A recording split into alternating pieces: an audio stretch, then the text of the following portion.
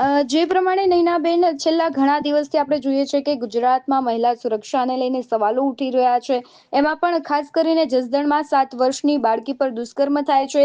બીજી બાજુ 15 વર્ષની દીકરી છે, તેમાં સ્લીપર બસમાં જતી હોય છે અને 2 વાર દુષ્કર્મ કરવામાં આવે છે. અને રાજકોટમાં પણ આપણે અનેક ઘટનાઓ જોઈએ છે. શું કહેશો?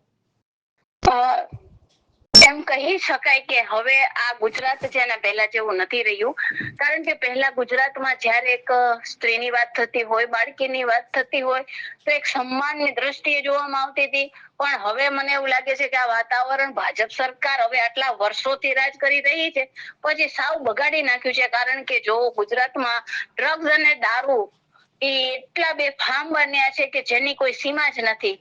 પહેલા એવું હતું કે બળાત્કાર થતો તો લોકોની માનસિકતાના હિસાબે થતો, પણ હવે એવું લાગે છે કે દારૂ અને ડ્રગ્સના નશામાં ચૂર લોકો એની હેબિટના આદિ બની ગયા છે અને એને ભાન નથી પડતી કે શું કરી રહ્યા છે.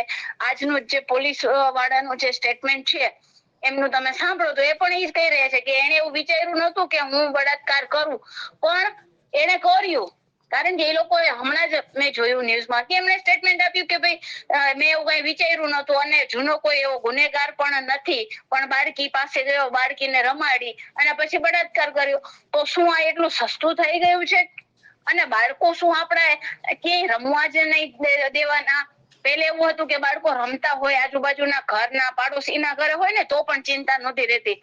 અને અત્યારનો સમય એવો થઈ ગયો છે કે બાળકો પોતાના ઘરમાં પણ સુરક્ષિત નથી. તો બહારની વ્યક્તિ ઘરમાં આવીને પણ એના ઇજ્જત ઉપર હાથ નાખી જાય છે. બાળકીની વાત કરો કે મહિલાની વાત કરો કે 70 વર્ષની બુઢીની વાત કરો, આ ગુજરાતની એટલી ખરાબ પરિસ્થિતિ થઈ ગઈ છે કે એક સમય હતો કેમ કે આપણે બીજા ગામના ઉદાહરણ દેતા કે હવે બિહાર જેવું થઈ ગયું છે, બિહાર આવું છે, બિહાર તેવું છે, પણ હવે મને એવું લાગે છે કે ગુજરાત પણ ઈ જ કેટેગરીમાં આવી રહ્યું છે. દિવસે ને દિવસે તમે જો છેડતીના એટલા બનાવો, દુષ્કર્મના બનાવો કેટલા બને છે, ઘણા તો ઓન રેકોર્ડ થતા પણ નહીં હોય.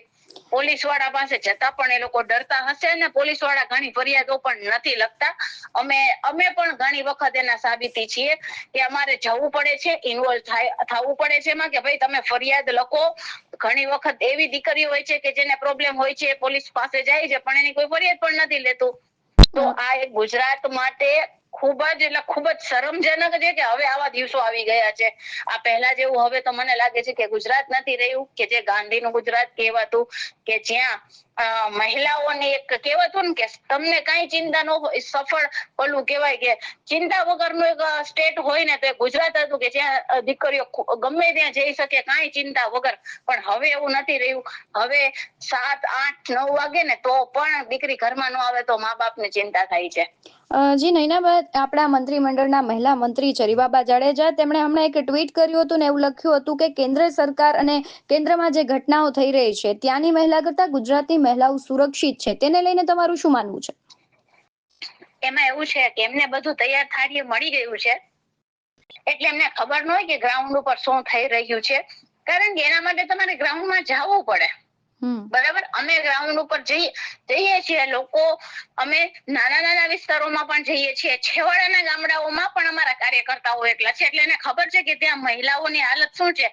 શું એમને આસામની ઘટના યાદ નથી કે જ્યાં એક મહિલાને નગ્ન કરીને ભર બજારમાં ફેરવવામાં આવી હતી? ગુજરાતમાંની વાત કરું તો સુરતની વાત કરો, તમે જસદણની વાત કરો, અને જસદણમાં તો બીજો બનાવ બન્યો છે. જામનગરમાં પણ આ બનાવ બનેલો છે. બરાબર, તો આવા બનાવો તો ક્યાં દૂર છે. અમરેલીની દીકરી હારે થયું તું કે પોલીસ પોતાની મર્યાદા ચૂકી ગઈ હતી અને એમને સરેઆમ બજારમાં લઈ ગઈ હતી. તો શું આ વખતે એમણે ત્યારે એ બધા કેમ મોઢા સીવાઈ જાય છે? કારણ કે એમાં ભારતીય જનતા પાર્ટીના લોકો ઇન્વોલ્વ હોય છે ત્યારે આ બધા ભારતીય જનતા પાર્ટીની મહિલાઓના મોઢા સીવાઈ જાય છે અને ગુજરાતની મહિલાઓ સાથે અત્યાચાર થાય છે ત્યારે એમનાથી કઈ નથી બોલાતું. હા, બાકી છે બંગાળમાં કે બીજે ક્યાંય થાય એટલે ઝંડા લઈને નીકળી પડવાનું કે ન્યાય આપો, ન્યાય આપો. પણ તમે ખુદ એક સ્ત્રી છો તો તમે એ તો વિચાર કરો કે જેની સાથે આ દુષ્કર્મ બનતું હોય એ દીકરીની હાલત શું થતી હોય, એની રૂવાટા કંપાવી જાય એવી હાલત હોય. અને ઘણી દીકરીઓ તો એવી હશે કે જે શરમની લાજે બહાર આવીને કઈ પણ નહીં શકતી હોય કે મારી સાથે આવું થયું છે. જી નૈનાબા, આપ જોડાયા તે બદલ આપનો ખૂબ આભાર. ધન્યવાદ.